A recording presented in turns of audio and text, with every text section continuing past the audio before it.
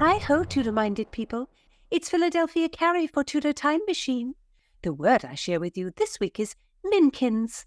This morning, as my lady's maid, Marjorie, was arranging my gown, the silly chit stuck me with a pin.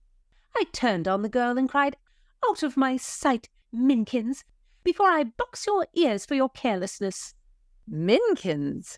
How now, Tudorphiles, what think you? If you're new here, I'm Gage. I'm Jessica. And we're here with Philadelphia Carrie for Tudor Word of the Week. Don't miss a word, and listen to the Tudor Time Machine Story Project. Jessica reads a chapter of Time's Riddle, and then my dear friends discuss the history behind the mystery. How diverting! So subscribe on YouTube and give me a like. Thank you so much for listening. And we want to thank FeedSpot for naming our podcast one of the top 10 Tudor podcasts on the web. Number 2, to be exact. Tudorphiles are an amazing bunch. Every one of you has the wit of Rosalind and the heart of Cordelia. Philadelphia, can you give us the spelling of Minckins, which is a tough one, and it's also our word of the week? It is spelled Minckins.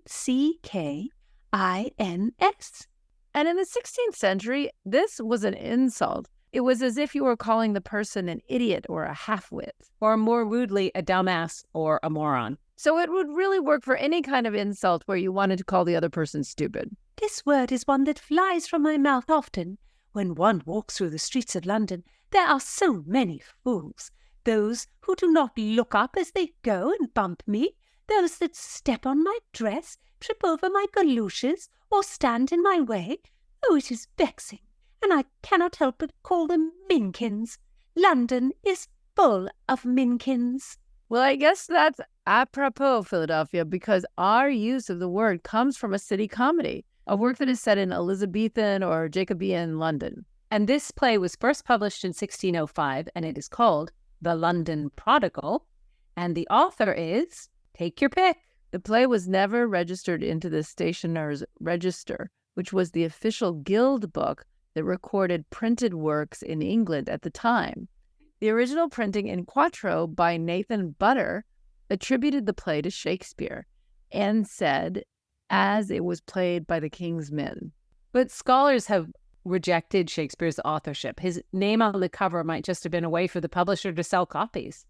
And that speaks to how well Shakespeare was known by 1605. It does, and that kind of thing must have happened all the time because there was no copyright laws or anything.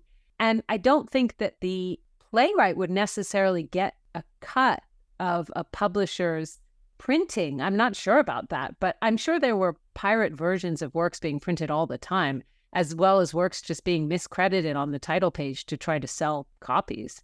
I read there was a publisher, John Danter, who used notes taken during a 1597 performance of Romeo and Juliet to make a script of the play. And then he sold that script to the public.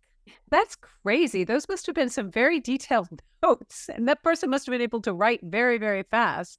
It makes me think that one of the main reasons the editors of the first folio, Shakespeare's friends, Henry Condell and John Hemmings, the reason they put the book together was that it was a way of protecting Shakespeare's legacy. I agree. It was like an authorized version of his works. And also because they had the original play scripts, they knew what he had written and sort of what the stage directions were and things like that. And they wanted to put it out there before other people started making money off these pirate versions. Right. And it's important to remember that there was a difference between a quarto version and a folio. This play, The London Prodigal, was only printed in quarto. Quartos were smaller and they were much less expensive to print, whereas a folio was a bigger, more substantial work and, of course, also more expensive. I think it's sort of like the difference between what we used to call a trade paperback and a nice glossy hardcover with a jacket and nice pages and good print and all that stuff.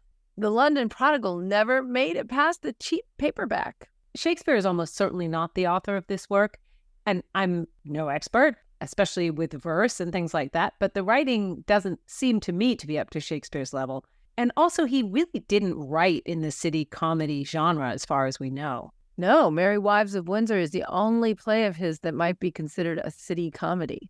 But the other contenders for authorship of the London Prodigal are hopefully now familiar 16th century playwright suspects: Ben Jonson, Thomas Dekker, John Marston. Maybe it's a collaboration between a few of those guys.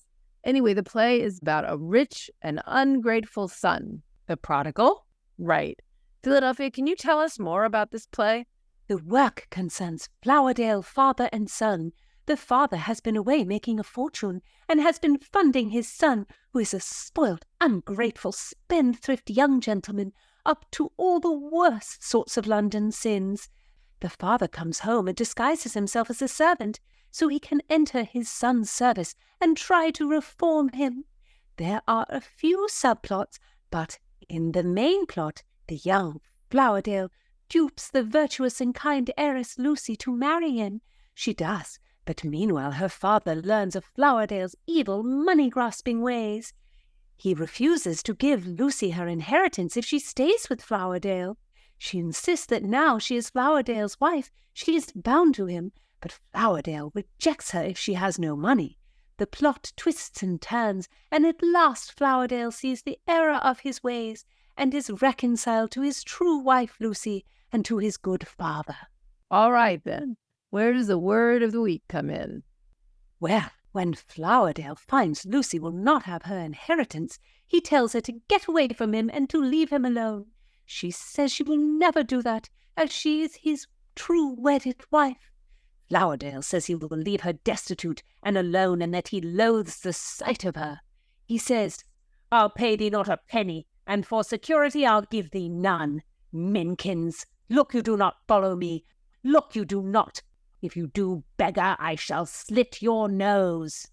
I shall slit your nose. Yikes, that is nasty. Flowerdale is a nasty piece of work. And of course, the play is much more fun when he is the bad seed up to his bad tricks. Once he reforms, the play wraps up in a couple of lines. And his reformation happens out of nowhere and maybe within a line. Well, realism was not such a big thing as it is now. I mean, it would take a TV character at least a season to reform. We as modern audiences, do we even believe it when a character reforms? Well, we aren't Minckins. We don't fall for reform. We are way too cynical. My dear Gage, how very sad. I am glad I am from the 16th century and believe in reform. Give heed, Tudorphiles. Bring some 16th century sauce to your vocabulary with Minckins. Listen in next time. Don't miss a word. Subscribe on YouTube and give me a like.